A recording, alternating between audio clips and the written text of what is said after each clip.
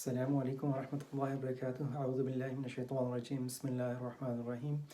ہم پچھلے کچھ دنوں سے جو ہے حروف عربی کے جو حروف تہجی ہیں اس میں سے 3 حروف پر مشتمل ایک لفظ جو کہ آوادہ ہے اس کو ہم دیکھ رہے ہیں، اس کو سمجھنے کی کوشش کر رہے ہیں۔ تو آوادہ جو ہے وہ مصدر ہے اور اس مصدر سے بہت سارے الفاظ بنتے ہیں، اور آوادہ کا مطلب ہے پناہ مانگنا۔ ہم نے کہا تھا کہ جو یہ لفظ ہے آوادہ، اس کو اگر ہم فعل مضارع میں تبدیل کریں تو یہ بنتا ہے یعوذ، اور یعوذ سے ہم نے بہت سارے لفظ بنائے تھے، اور اس میں سے ایک تھا اعوذ۔ اعوذ جو ہے وہ لٹرلی قرآن پاک شروع کرنے سے بھی پہلے آپ پڑھتے ہیں اعوذ باللہ من الشیطان الرجیم بسم اللہ الرحمن الرحیم۔ تو پچھلی جو ویڈیو تھی اس کے اندر ہم نے کوشش کی تھی یہ دیکھنے کے لیے کہ قرآن پاک کے اندر جتنے الفاظ ہیں جو اس مادہ سے آوادہ سے آتے ہیں ان کو دیکھ سکیں۔ تو کچھ لوگوں نے یہ کہا تھا کہ ان کو آیت نمبر اور جو صورت ہے اس کی نہیں پتہ چل سکا، اس لیے میں نے یہ دوبارہ اس کو جو ہے آپ کو بتا دیتا ہوں۔ تو سورہ بقرہ جو ہے، اگر آپ جو دوسری صورت ہے سورہ بقرہ، اگر آپ اس کی آیت نمبر 67 کھول کے دیکھیں تو وہ جو آیت ہے وہ ہے 67 نمبر جو آیت ہے، اس کے اندر ہے جو ورڈ یوز ہوا ہے وہ اعوذ باللہ، اعوذ باللہ۔ سورہ بقرہ جو کہ دوسری صورت ہے اس کی آیت نمبر 67 اور اس میں جو لفظ استعمال ہوا ہے اعوذ باللہ، اور وہی لفظ جو ہم نے سیکھا ہے اعوذ میں پناہ مانگتا ہوں باللہ اللہ کے ساتھ۔ اس کے بعد جو اگلی ہے وہ سورہ آل عمران جو کہ تیسری صورت ہے، اس کی آیت نمبر 36 جو ہے اس میں آوازہ سے بننے والا ایک لفظ ہے اعیذھا بک،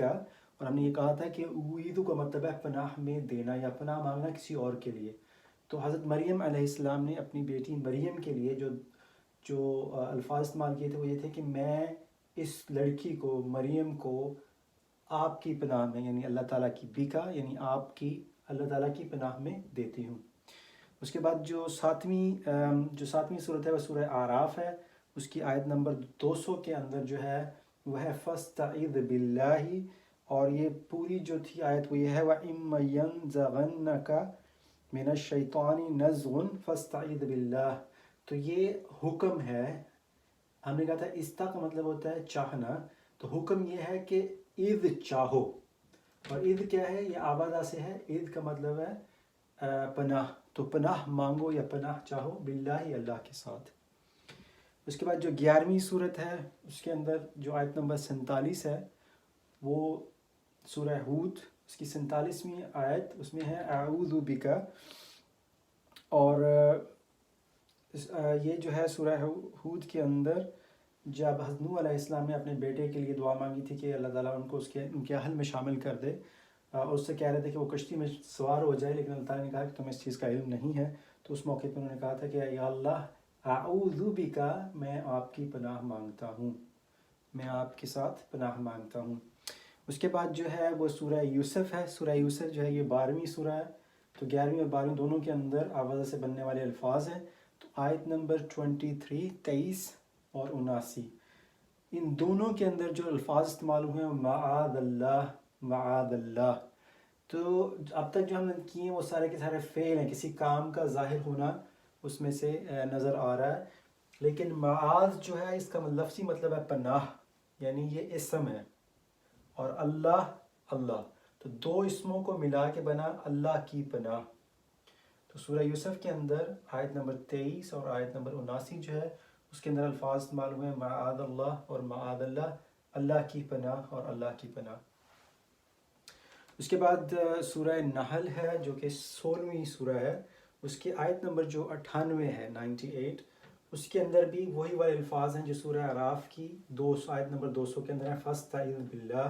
فاستعذ باللہ، اللہ تعالیٰ سے پناہ مانگو، اور یہ وہی والی آیت ہے جس میں آپ کو دوبارہ آپ کے سامنے پڑھ بھی دیتا ہوں فَإِذَا قَرَأْتَ الْقُرْآنَ فَاسْتَعِذْ بِاللَّهِ مِنَ الشَّيْطَانِ الرَّجِيمِ۔ تو یہ باقاعدہ ایک حکم ہے سورہ نحل کے اندر کہ جب بھی آپ قرآن پاک کی تلاوت کریں تو اس میں اس سے پہلے اللہ تعالیٰ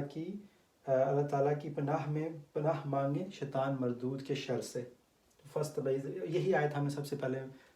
نے یہیں سے شروع کیا تھا اپنا جو سبق ہے۔ اس کے بعد جو ہے سورہ مریم جو کہ سورہ نمبر 19 ہے، اس کی 18ویں آیت جو ہے، آیت نمبر 18، اس کے اندر ہے اعوذ بالرحمن، اعوذ بالرحمن، اس کا مطلب ہے کہ میں رحمان کے ساتھ پناہ مانگتی ہوں، یعنی رحمان کی پناہ مانگتا ہوں شیطان مردود کے شر سے۔ تو یہ جو تھی قالت انی اعوذ بالرحمن منک ان کنت تقیا، تو ہوا کیا تھا کہ حضرت مریم علیہ السلام کے پاس جب فرشتہ ظاہر ہوا اور اس نے کہا کہ میں اللہ تعالیٰ کی طرف سے ہوں، اور تمہیں جو ہے اللہ تعالیٰ نے ایک بشارت دی ہے کہ تم ایک بیٹے کی ماں بنو گی، تو حضرت مریم علیہ السلام جو تھیں وہ ظاہر اس بات سے پریشان ہو گئی کہ کیونکہ وہ شادی شدہ بھی نہیں تھیں، اور تو وہ کہتی ہیں کہ میں رحمان کی پناہ مانگتی ہوں، اعوذ، میں پناہ مانگتی ہوں، بالرحمن، رحمان کی، من کا، تم سے، ان کنت تقیہ، کہ شاید کہ تم ڈرنے والے ہو۔ تو وہ یہ سمجھی تھی کہ یہ شاید کوئی شیطانی وسوسہ ہے یا شیطان کی طرف سے، ان کو اس چیز کا پتہ نہیں تھا کہ وہ اللہ تعالیٰ کی طرف سے بھیجا ہوا ایک فرشتہ ہے، اور اللہ تعالیٰ کا جو کن فیکون کا جو ہے اس کو پورا کرنے کے لیے ہے، کیونکہ حضرت عیسیٰ علیہ السلام کو کلمۃ اللہ بھی کہتے ہیں، اللہ تعالیٰ کا کلمہ بھی کہتے ہیں، اللہ تعالیٰ کا کلمہ کیا تھا؟ کن، کہ ہو جا، اور وہ ہو گئے۔ تو اللہ تعالیٰ کے حکم سے حضرت عیسیٰ علیہ السلام پیدا ہوئے حضرت مریم کے بیٹے کے طور پہ۔ اور اس کے بعد جو ہے سورہ مومنون میں سے 23ویں سورہ ہے، یہ 23ویں سورہ، سورہ مومنین، اس کی آیت نمبر 97 اور 98، ان دونوں کے اندر اعوذ بک اور اعوذ بک لفظ استعمال ہوا ہے۔ تو یہ کچھ جو ہیں آیات ہیں، اس کے علاوہ بھی کچھ جگہوں پہ ہے، کیونکہ ہم نے کہا تھا کہ یہ 17 ہے، تو 17 دفعہ ہوا ہے، جس میں سے 7 دفعہ اعوذ اور اعوذ کا ورڈ استعمال ہوا ہے، جس کا مطلب ہے میں پناہ مانگتا ہوں۔ تو باقی جو آیات ہیں وہ جو ہیں آخری دو صورتیں آپ کو پتہ ہی ہے کہ وہ قل اعوذ برب الفلق اور قل اعوذ برب الناس ہیں، اس کے درمیان میں کچھ ہیں تو ہم ان کی تفصیل میں نہیں جائیں گے۔ ہمارے خیال میں اچھی خاصی ہماری پریکٹس ہو گئی ہے کہ ہم نے آوازہ سے کیسے ورڈز بنانے ہیں اور کیسے یہ ان کا ترجمہ کیا بنتا ہے۔ تو انشاءاللہ جو نیکسٹ ہوگا، اس میں ایک چیز آپ نوٹ کر لیں کہ جو ہمارا نیکسٹ سبق ہے وہ کافی اس سے ریلیٹڈ ہوگا۔ اس میں یہ دیکھیں کہ ہر کسی کے ساتھ اعوذ بی اللہ، اعوذھا بک، فاستعذ باللہ، تو ان کے اندر دیکھیں ہر جگہ پہ بی آ رہا ہے، بی کا مطلب ساتھ یا میں۔ تو اعوذ بک، یہ چونکہ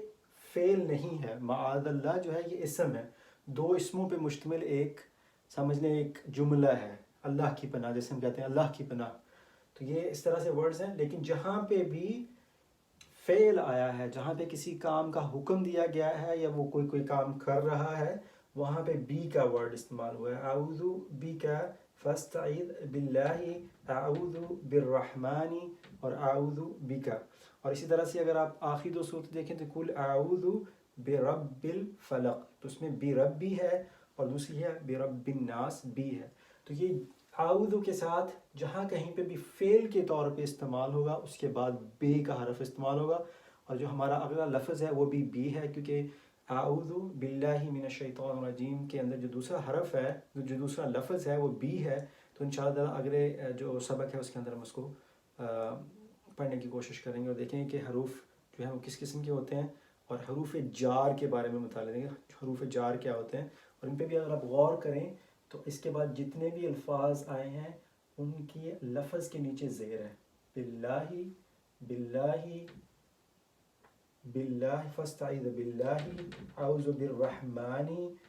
قل اعوذ برب الفلق، قل اعوذ برب الناس۔